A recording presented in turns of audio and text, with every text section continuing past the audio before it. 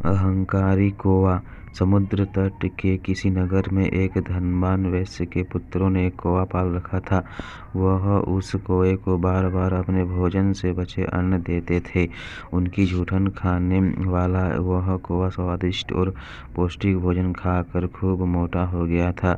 इससे उसका अहंकार बहुत बढ़ गया था। वह अपने से श्रेष्ठ पक्षियों को भी तुच्छ समझने और उनका अपमान करने लगा। एक दिन समुद्र तट पर कहीं से उड़ते हुए आकर कुछ हंस उतरे। वैश्य के पुत्र उन हंसों की प्रशंसा कर रहे थे। यह बात कौवे से सही नहीं गई।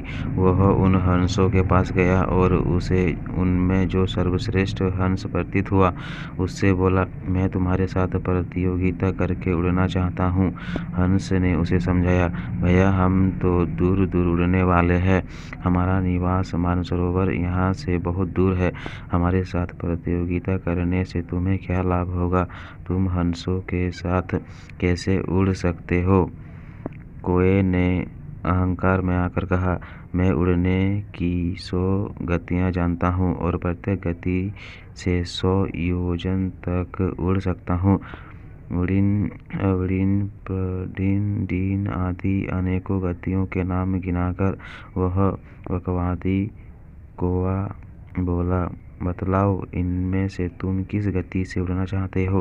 तब श्रेष्ठ हंस ने कहा, काक तुम तो बड़े निपुण हो, परंतु मैं तो एक ही गति जानता हूँ जिसे सब पक्षी जानते हैं। मैं उसी गति से उड़ूंगा। गर्वित कौवे का गर्व और बढ़ गया। वह बोला, अच्छी बात, तुम जो गति जानते हो उसी से उड़ो। उस समय कुछ पंछी वहां और आ गए थे। उनके सामने ही हंस और कौवा दोनों समुद्र की ओर उड़े। समुद्र के ऊपर आकाश में वह कौवा नाना प्रकार की कलाबाजियां दिखाता पूरी शक्ति से उड़ा और हंस से कुछ आगे निकल गया। हंस अपनी स्वाभाविक मंद गति से उड़ रहा था।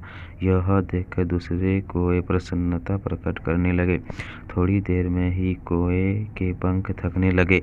वह विश्राम के लिए इधर उधर वृक्ष युक्त द्वीपों की खोज करने लगा, परंतु उसे उस अनंत सागर के अतिरिक्त कुछ दिखाई नहीं पड़ रहा था। इतने समय में हंस उड़ता हुआ उससे आगे निकल गया था। कौवे की गति मंद हो गई। वह अत्यंत थक गया और ऊंची तरंगों वाले भयंकर जीवों से भरे समुद्र की लहरों के पास गिरने की दशा में पहुंच गया।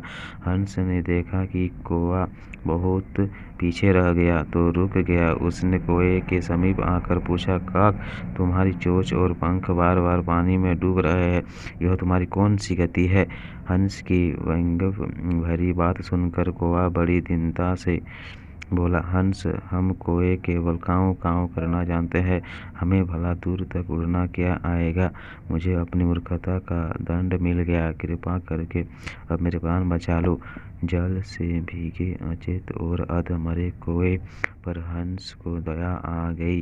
पैरों से उसे उठाकर हंस ने उसे पीठ पर रख लिया और उसे लादे हुए उड़कर वहां आया जहां से दोनों उड़े थे।